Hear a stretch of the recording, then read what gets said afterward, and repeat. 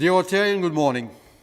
I'm very honored to have been invited to deliver a speech at the 8th conference of the District 2452, which takes place in the Kingdom of Bahrain. I am Christoph Durand, a Rotarian of the Manama Rotary Club, as well as the CEO of the National Bank of Bahrain. And this is in this capacity that I will be talking to you today about the role played by the framework of ESG, environment, social, government, which plays an increasing role in the management of large firms and financial institutions. Traditionally, banks have been seen as financiers for the economy, financing for the public, selling products, investment products, but there is much beyond that. And banks have a role to play, not only in the financing part of the economy, but also to sustain this, the development of this economy. We have seen over the past few years a concept of what we call CSR, corporate social responsibility, evolve to what is now known as ESG, environment, social, and governance. These are very important pillars of the way financial institutions are managed nowadays. It's a concept which is today reaching to a wider range of stakeholders, beyond the traditional shareholders, staff, and clients, but also regulators, government agencies, social institutions, rating agencies, in other words, the whole market itself. And it's important nowadays more and more for our shareholders who take into account the progress of the financial institution in the ESG space to make an investment decision. This ESG framework encompasses also the business impact analysis. So we look at not only executing transactions, executing a financing, but how can this benefit to the clients, how can it benefit to the economy beyond the sheer transactions. This business impact is something which is very important, and we see it in cases, in situations like the global pandemic, the way banks have reacted together with governments to support their clients, to support smaller companies, to support individuals. And this is an important factor of our decision-making process. Are the decisions we are going to make going to benefit our individual clients who are suffering, our smaller companies, clients which have difficulties to make the ends meet or are in difficult situations? So these are the type of questions us bankers need to ask ourselves. We need also to align our strategy with longer-term goals which are adopted globally, global sustainable development goals, for example, at the United Nations level or closer to us, Bahrain 2030. It is not just an entity on itself. We are part of an ecosystem and we need to achieve the same goals and contribute for these goals to be achieved.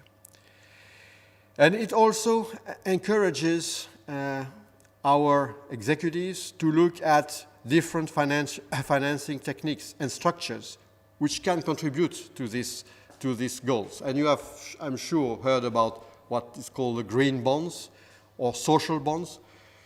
Well, what was, I would say, a gimmick a few years ago is now a major source of fundraising. And in 2020, over $1.3 trillion of these green and social bonds were raised globally. Now, what does it mean for the institution itself? For the institution itself, we need to define the starting point of the journey. So, the National Bank of Bahrain, for example, what is its role as a bank? Finance the local economy, finance the public, ensure that smaller companies can prosper and so on. So there is a number of goals which, as a bank, we need to define. This is the role of a bank. Now, what we need also to identify is how we can serve all the key stakeholders and identify what matters to them. So it is not just, if I take a simple example, it's not just a loan. It's how it is structured, how it facilitates how we can facilitate the repayment, how we make the structure acceptable, how do we comply with regulators' rule, for example. So we need to understand all the key stakeholders' requirements.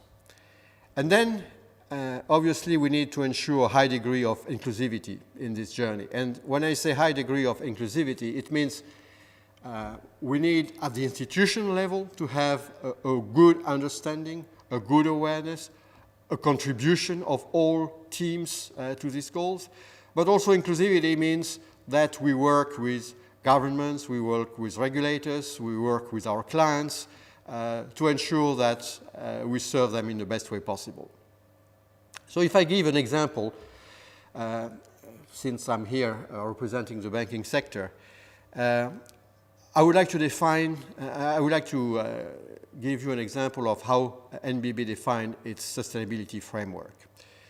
We defined 7 pillars, and it's 7 pillars. Other institutions might have different pillars, but they are pillars which respond to the requirements of this ESG journey. First of all, responsible banking. So responsible banking, this is what we can find in the way we finance individuals, we finance corporates, we finance government, and the way we invest. Of course, economic growth.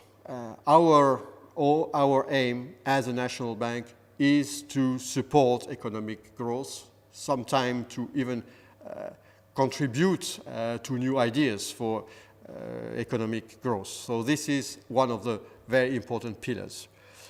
We look also at community investment, how we can support through our funds, how we can support community investment in the social sector, in the health sector, in the education sector, how we can invest in sectors which are important for the people in general and the country.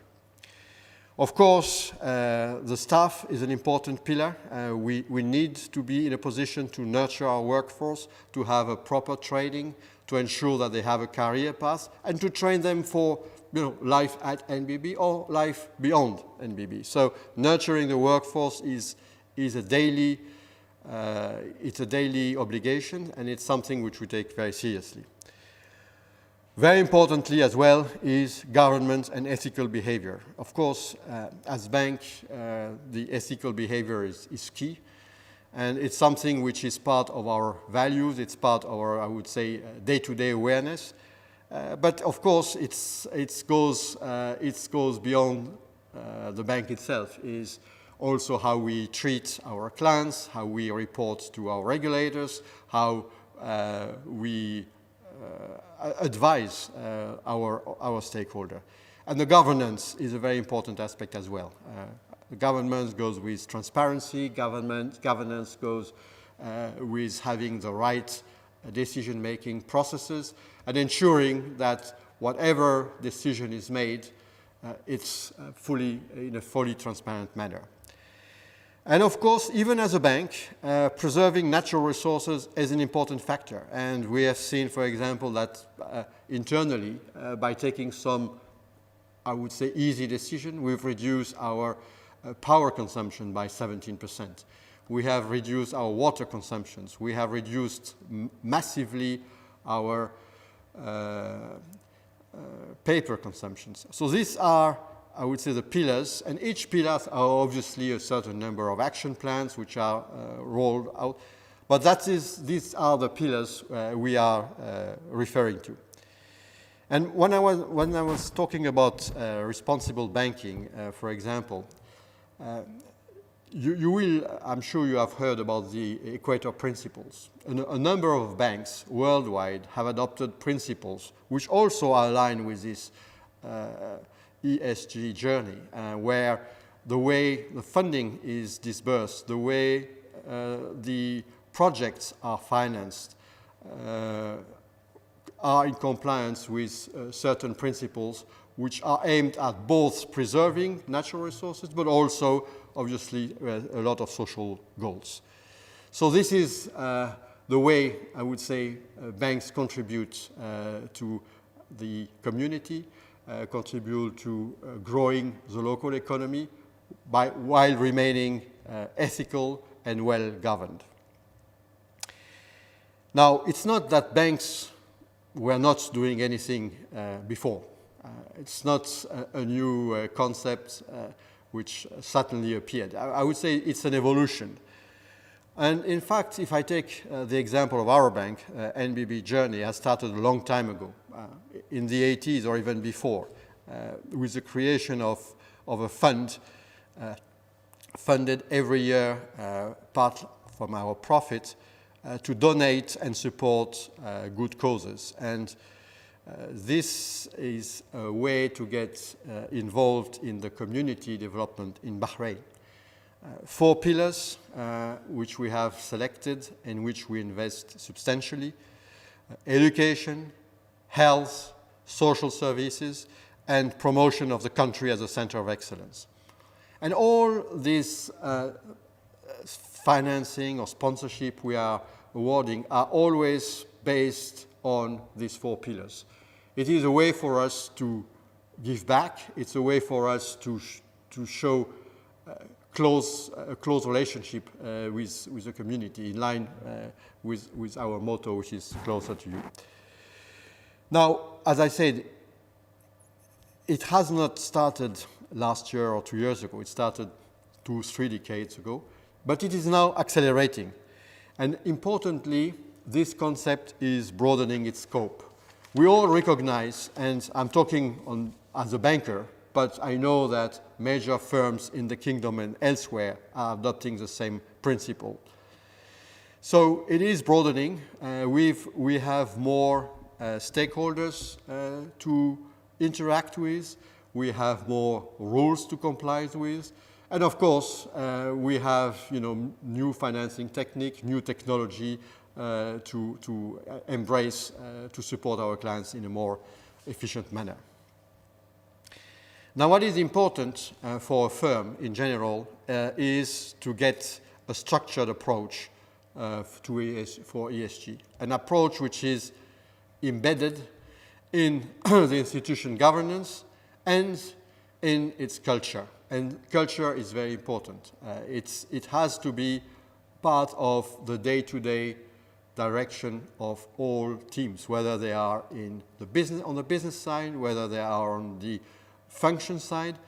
They have to know that there are certain principles which are required, and not only established principles, but also contributing to new principles, to new ideas, how to better support economic growth. So the journey we have started at the National Bank is we have started to expand the scope beyond the financial targets and even non-financial targets, which were defined at that time as CSR. We have expanded the scope of our contribution to ESG. And to do so, we've created a dedicated force, mostly of young, promising Bahrainis, executives of the bank, to think out of the box, to think on how we could contribute better, how can we explore these pillars and be more efficient in implementing them. We have appointed a Chief Sustainability Officer in 2021, and we have now defined responsibilities, official responsibilities at board level. So inclusivity is key in the approach to sustainability. It's important because it comes from the top. You need a board buy-in, a board direction, and a board support.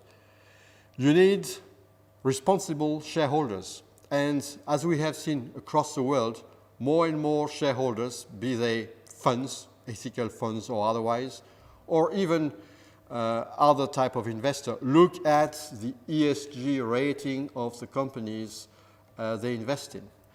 And you will see that, for example, some major oil companies are turning to energy companies. They are turning to sustainable energy products. And even their name is changing, and even their strategy is and this is, to a certain extent, pushed by the shareholders as well. So responsible shareholders is important. Of course, we need to have internally in the institution not only a buy-in but a driver and an empowered task force within the institutions which drives the progress and ensures that we meet our targets.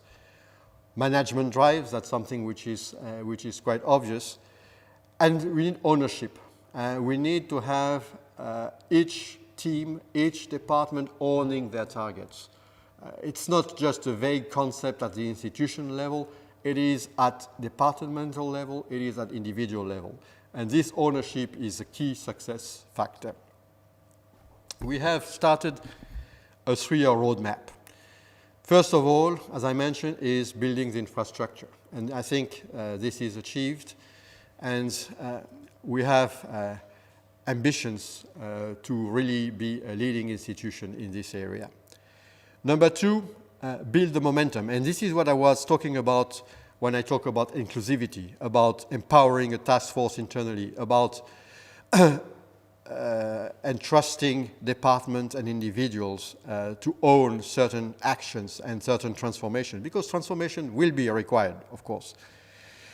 And building the momentum is to improve our scoring, is to improve the way we deal with clients, is to, as I said again, come up with new products, new financing products, which are in line with the principle and the pillars I've mentioned earlier. And the third year is really the goal. And the goal is to have a genuinely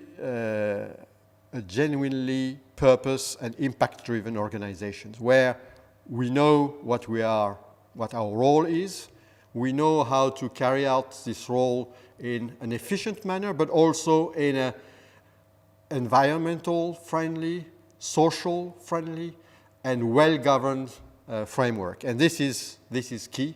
And this is, as a conclusion, I would say, where we are aiming to. We want to have a leadership position locally and a competitive position within the GCC. And why we do that, it's because we believe it's, you do all these transformations. I think it's important for the future. We think it is aligned, with the goals, the national goals. It is aligned with global targets. But importantly, it is something which is important and will be more and more important for our shareholders. So we do this because it's good for the bank. We do this because it's good for the economy, it's good for the country, and I would say it's good for business as well, because a responsible institutions which gives back to the community will succeed. Thank you very much for your time, and I'm at your disposal for questions if they come.